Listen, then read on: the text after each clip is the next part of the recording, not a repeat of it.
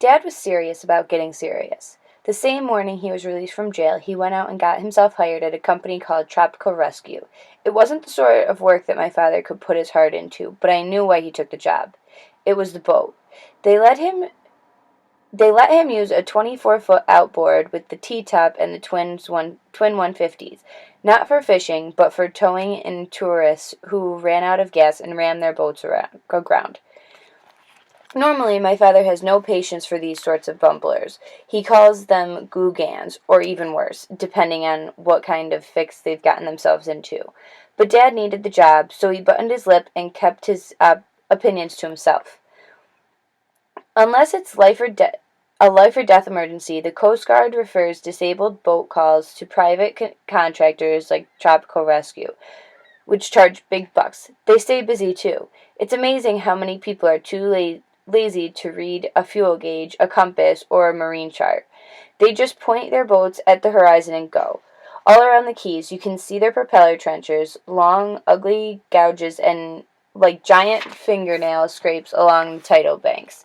It takes years for the seagrass to grow back. Dad's first rescue job was a boatload of software salesmen from Orlando, who were stranded all the way out in 9 Mile Bank. Somehow, they managed to beach a brand new bayliner on a flat that was only 4 inches deep. That's not easy to do unless you're bombed or wearing a blindfold. Miraculously, Dad restrained himself from saying anything insulting. He didn't get mad. He didn't make fun of the bonehead who'd been driving the boat. No, my father, the new and improved Payne Underwood, stayed calm and polite. He waited patiently for the tide to come up, tugged the bayliner off the bank, and towed it back to Calusa Cove. He told us he almost felt sorry for the software salesman when he handed them the bill, which didn't even include the hefty fine from the Park Service for trashing the seagrass. It was probably one of the most expensive vacations these guys ever had. Even though Dad didn't like dealing with googans, he was 10 times happier on the water than he was driving a taxi. That meant Mom was in a better mood, too, laughing and kidding around the way she used to do. The two of them were getting along so well that Abby and I were extra careful not to mention the sticky subject of Dusty Muleman's casino boat. We discussed our new plan for attack only when we were alone and away from the house, where our parents couldn't hear us. A couple of days after my father got out of jail, the Parks Department took down the pollution warnings at Thunder Beach. The next morning, Abby and I put on our bathing suits and grabbed a couple of towels and dashed outside. Mom and Dad figured we were headed for the park, which is exactly what we wanted them to think, because we were really going to Shelley's trailer. I had to knock a half-dozen times. When she finally came to the door, she didn't seem especially delighted to see us. Her eyes were puffy and half-closed. It looked like somebody had set off a firecracker in her hair. "Time is it?" she said hoarsely. 7:30, I said. She winced. "A.M.? You gotta be kidding me." Abby said, "It's important. Please?" We followed Shelley inside. She sagged onto the sofa and tucked her legs up under her tatty pink bathrobe. "Killer headache," she explained, running her tongue across her front teeth. "Large party last night." She was clearly in pain, so we got straight to the point. "We need your help," I said. "Now." "To do what?" "To stop Dusty Muleman. You promised, remember?" She laughed, one of those tired, what was I thinking laughs. She looked across at Abby. "And you promised to keep your big brother out of trouble." "We won't get in any trouble," Abby said evenly, "if you help us." It sounded like Shelley was having second thoughts. I wondered if she really was afraid of Dusty Muleman after all. In a discouraged voice, she said, "I don't know what we can do to stop him. He's tight with all the big shots in town." "But he's poisoning Thunder Beach," I said. "You know how sick a kid could get from swimming in that bad water. Same goes for the fish and the dolphins and the baby turtles. It sucks what Dusty is doing. It's awful." "Yeah, but—" "And don't forget what happened to Lice," I added. "Remember how you told me you had a dog in this fight? Remember—" "Lice is exactly what I've been thinking about," Shelley cut in. "Say they really killed him, okay? You suppose they'd hesitate to do the same to me or you, or if something goes wrong." It was about time she got worried, and who could blame her? If she was write about lice being dead, and then Dusty and Luna were cold-blooded murderers. But one glance and I knew Abby wouldn't back off, no matter what the risk. Neither could I. Shelley, I know it's dangerous, not to mention crazy, she said. Yeah, and probably crazy, I agreed. Look, if you don't want to be a part of this, it's okay. I understand. She shut her eyes and rolled back her head. Uh-oh, here comes the guilt. She pressed her knuckles to her ears. Enough already, Noah. The poor blonde head's about to explode. Shelley stretched out on the sofa. Abby got some ice cubes from the refrigerator and wrapped them in a dish towel, which Shelley gingerly positioned across her brow. After a minute or two of muffled moaning, she said, Guess I wasn't feeling so brave when I got up this morning. But hey, a promise is a promise. Count me in. Abby and I looked at each other with happy relief. So what's the big plan, Shelley asked, and how does your daddy fit in? He doesn't fit in. We're not telling him about it, Abby replied. Shelley opened one bloodshot eye and studied us. That's probably a darn good idea, she said, but he'll still get blamed for everything. If we get caught, I pointed out, that's why we need you. Shelley sighed. So let's hear it. When we told her our plan, she didn't laugh or make fun. She just laid there, thinking. Well, Abby said impatiently. Shelley levered herself upright, balancing the ice pack on her forehead. This idea of yours is so whacked, she said. It just might work. Does that mean you'll help us? And all I gotta do is flush? She asked. That's it? That's all you've gotta do, I said. Flush, and flush often. The next thing that happened was all my fault. I wasn't paying attention. Abby and I were riding home slowly along the old highway, talking about the Coral Queen, when somebody rushed up on us from behind. Before I could wheel around, Jasper Muleman Jr. grabbed my bike and Bull grabbed Abby's, and together they dragged us backward up into a stand of Australian pines. Not again, I thought in a panic. It wasn't me I was frightened for either. It was my sister. No sooner had Jasper Jr. knocked me to the ground than I heard Bull cut loose with a spine-chilling wail. Instantly, I knew what had happened. He'd been too careless with Abby. Make her let go, Jasper hollered at me. I can't. Jasper Jr. jerked me off my feet. Underwood, you don't make her let go of Bull, I'll snap you like a twig.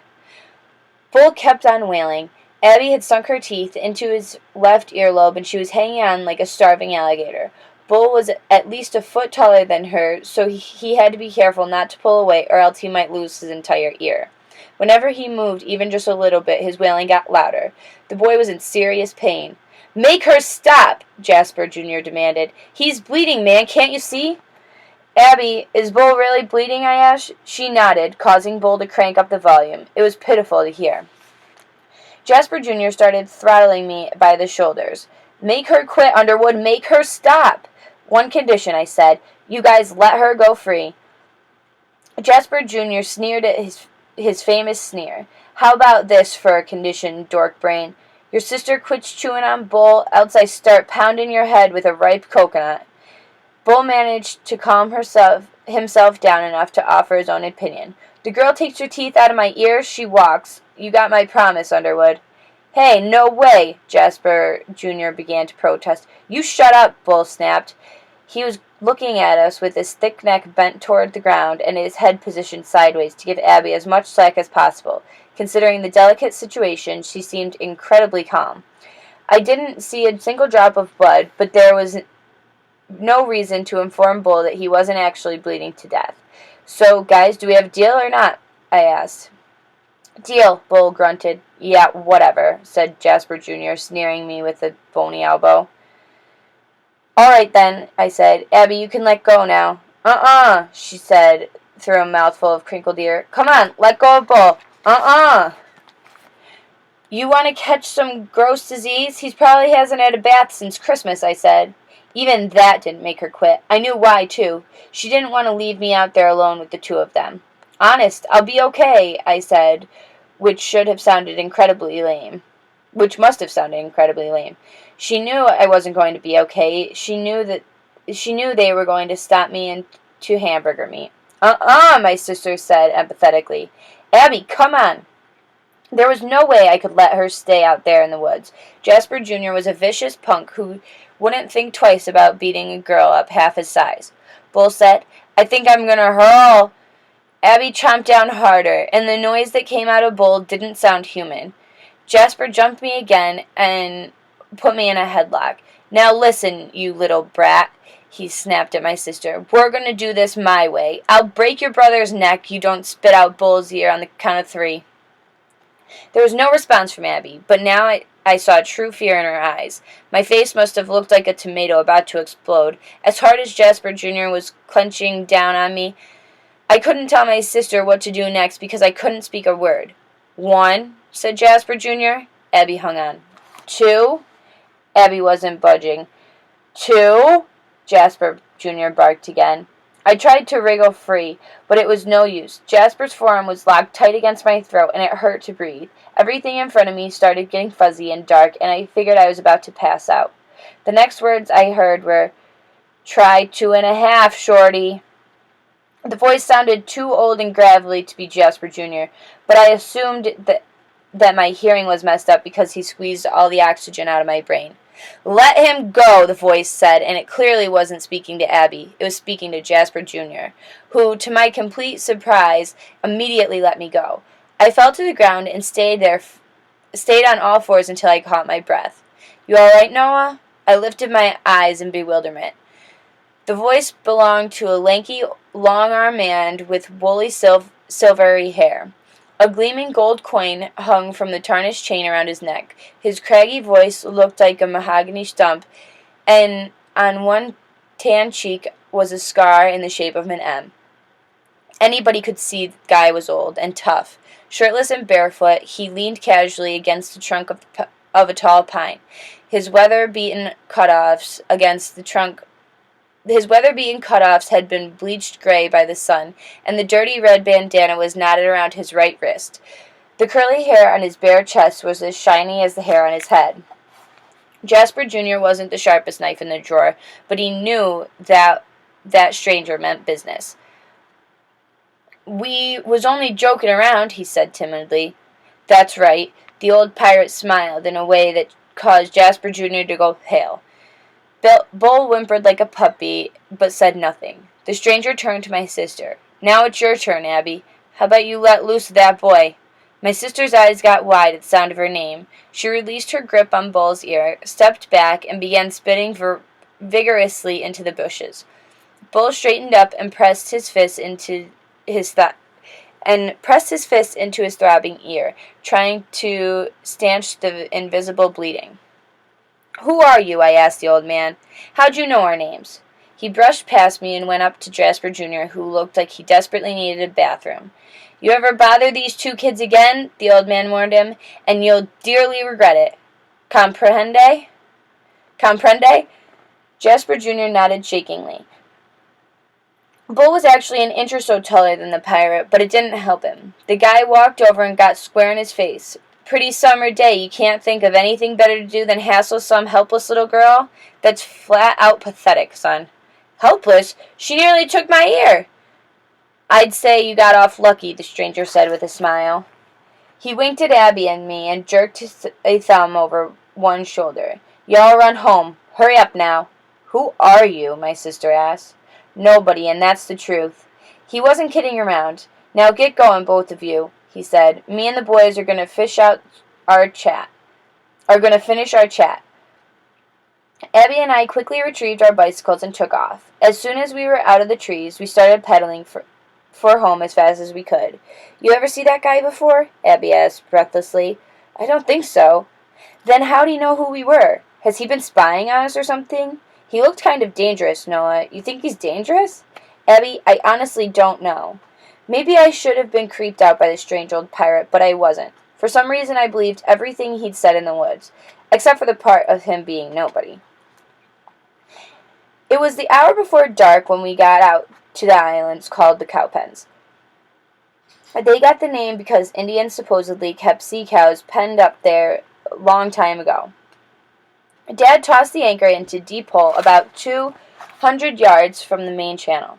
The Tropical Rescue towboat was much bigger than Dad's bonefish skiff, so there were plenty there was plenty of room for Mom to ride along. She said yes, too, which was a nice surprise. She sat on the bow with her back to the sun and snapped pictures of us fishing. Right away, I got a couple of decent mangrove snappers, and Dad caught a fat keeper grouper. My sister reeled in a puffer fish that blew itself up to a spiny balloon. She said it looked just like her fourth-grade teacher. Of course, Abby and I didn't mention what had happened that afternoon on the way home from Shelley's trailer. Dad would have taken off after Jasper Jr., and Mom would have gone to the police to tell them about the strange old man. Besides, my father liked things quiet and peaceful when he was out on the water. He didn't go for too much talking. He said it was disrespectful to nature. After a while, we put away our fishing rods and sat down to wait for the sunset. The sky to the west was mostly clear, except for the few wispy clouds and the long, foamy contrail from the big military jet. Dad took a seat up front next to the Mom, who handed the camera to Abby. I dangled my legs off the starboard gunwale, where "Rescue" was painted in bright orange lettering.